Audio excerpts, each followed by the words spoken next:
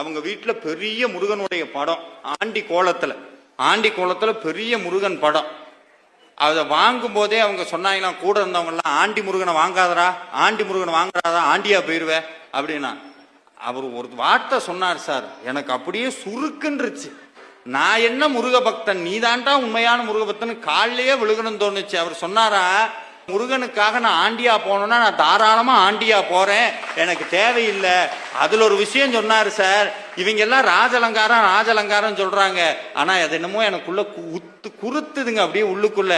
அந்த ராஜலங்காரம் பண்றதுல கூட என்னுடைய சுயநலம் தான் உள்ள ஒளிஞ்சிருக்கு. அவருக்கு நான் அலங்காரம் பண்ணி பார்க்கணுங்கிறது என் ஆசை இல்லை, அவருக்கு அலங்காரம் பண்ணி பார்க்கணும்னு ஆசை இல்லை.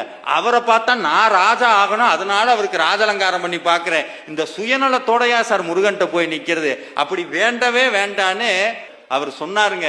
எப்ப இந்த ஆண்டி முருகன் எங்க வீட்டுக்குள்ள வந்தாரோ சார், நான் வாங்கிட்டு வரும்போது வாடகை வீடு, இப்ப சொந்த வீட்டுல உட்கார வச்சு அந்த சொந்த வீட்டுக்கு எனக்கு